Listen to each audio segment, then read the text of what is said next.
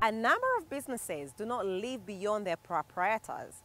Tonight's entrepreneur tells us why it's important for us to focus on succession planning when leading generational businesses.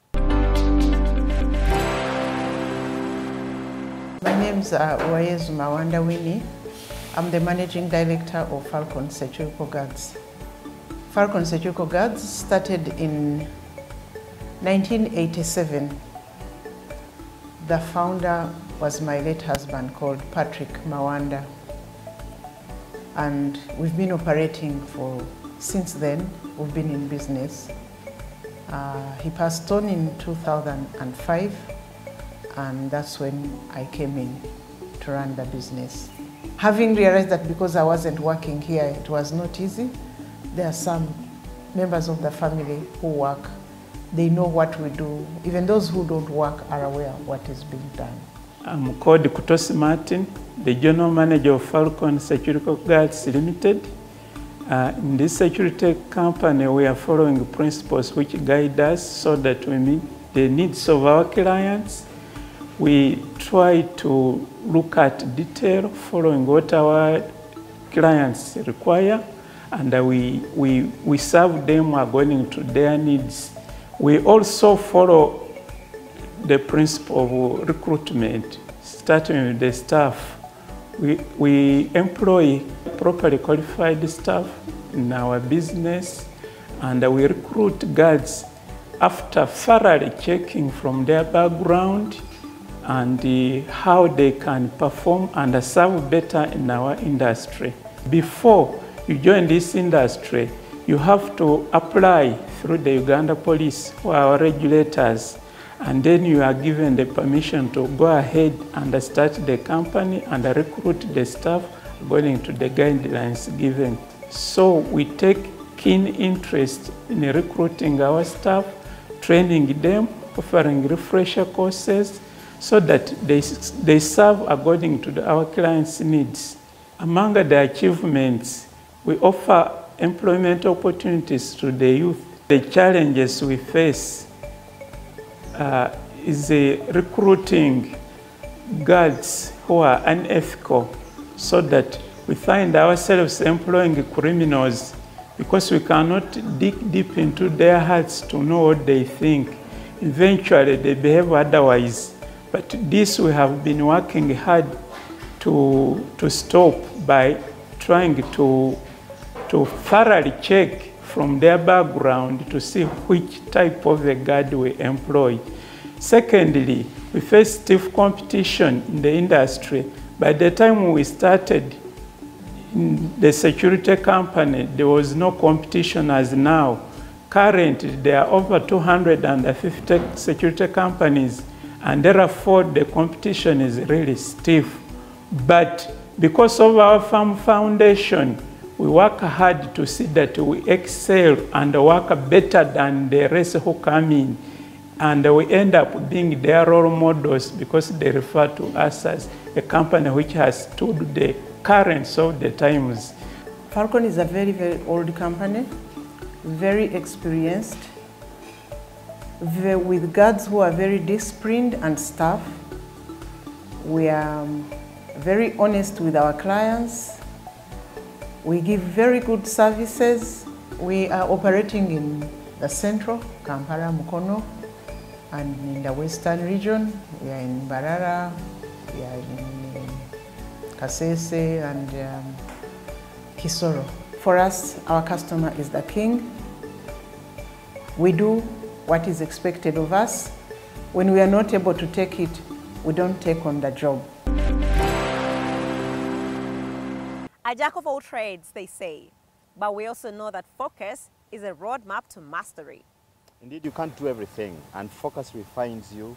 It makes you a good person in whatever activity you engaged in. Today, we pick the mind of one of the players in that space to find out why it's important to focus.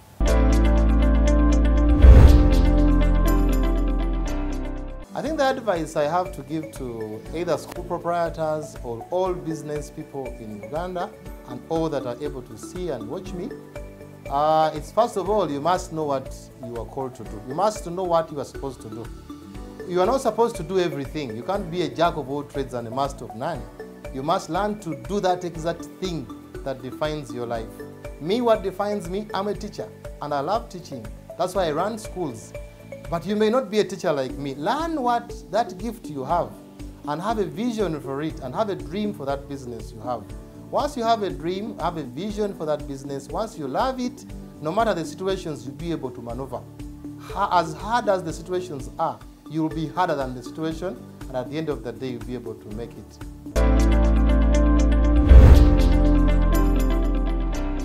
It's a fact that we can't run away from technological advancements. And of course, we know that it's one of the keys to business acceleration. Indeed, on this show, we are committed to sharing with you some of the latest technologies that are critical for business operations. Zofikash is an acronym of Zeal of Financial Independence. As a company, we are trying to promote that. Our end goal is actually to break Africa's 30-payday cycle. We believe that it is so outdated because people have emergencies every day that cannot wait for 30 days. In the developed world, people get paid as soon as they clock out of work. People get paid as early as a day. People get paid once a week. People get paid twice a month. So we believe that's the direction that Africa needs to take. To start Zofikash came from friends and family who always came to me asking me to help them because they hadn't been paid yet, because they were waiting for payday. So I realized that there's a gap between emergencies and paydays. So people always have emergencies and they need those emergencies to be bridged to payday. So that's the reason as to why, or that's what we are doing at Zofikash. We are bridging employees' emergencies and the payday. People might not realize how impactful the 30 payday is, but from research that we've done, first of all, when people have emergencies, I'm talking about financial emergencies, it means sometimes those emergencies actually are life-threatening emergencies, which means if they don't have that money, maybe they'll lose a life. I'm sure you know of a person who died for some reason or another, or maybe because they weren't able to access money, maybe to buy medicine, maybe to pay for a bill on time, maybe for any reason, okay? Now, these are personal impacts, but it goes deeper when people are not able to spend when they need to spend. Businesses hurt because people are not buying from them, and who knows, maybe the business will close down because it has not been able to meet its business targets. We launched Zofikash about, it's coming to 2 months now.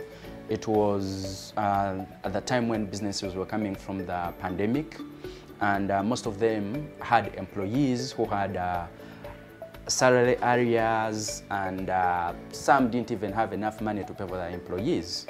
So what our technology is doing is that we are enabling these businesses to pay their employees right on time or even in advance, and then the business pays us back when they have the money. Our turnaround is about 30 days. So we help the businesses to pay their employees in advance, or we help the employees access their earned wages early before 30 days. So one of the challenges that we are actually having is trying to convince employers the benefits of having employees paid right on time or even ahead of time, because most of them don't realize that when these employees come to work, when they have something that is challenging them financially, they're not going to be focused to work, they're not going to be productive, and it does affect them as a business. So we are trying to tell these businesses that, hey, this is a solution that will help you to motivate or to keep your employees motivated, and then you can demand for results. Actually, businesses are waking up to realize and to learn how technology facilitates or helps them to run their businesses efficiently. For example, for our product, if people didn't have to use our product, it means, for example, if an employee had an emergency, they would have, if an emergency happened while they're still at home, they have to come to work, put in a salary advance request on paper, and then take it to be signed off, and then take it to whoever that has to give them the money. If the person doesn't have the money, they have to go to the bank to pick the money, then come and give them the money. What benefits does our technology bring? Wherever you are, 24/7, you just log into the app, put in that request. You don't have to send in any paperwork. You don't have to do anything. You just have to put in the request. Your employer will approve it, and then you get the money instantly. That is efficiency. That you don't have to worry about tracking, or you don't have to worry about paper traces. You don't have to worry about so many things. Basically, it improves the efficiency of managing and running businesses. 3, 4, 5 years from now, we believe we would have walked at least a quarter of that journey. We would have initiated the conversations to break this cycle. There are, of course, so many challenges that are coming with this. People think that maybe we're going to encourage bad spending habits. But before we talk about bad spending habits, do people even have the money we are talking about spending? Okay? Most people live paycheck to paycheck. Actually, some people live in deficit, like month to month. So we want to break that. After we breaking that, then we can talk about educating people on how to use money, on how to handle money, how to save, how to plan and track for their money. This brings us to the end of this week's edition of Money and Markets. Thank you for being a part of the show. We treasure that, and we'd like to keep your company. We'd like to engage you more on our online channels. So drop us a line on the address on your screen. Let's keep the discussion going. I've been your host, Charles Boje. And I'm Shamim K. Matovu. Until next time, have a good evening. Bye.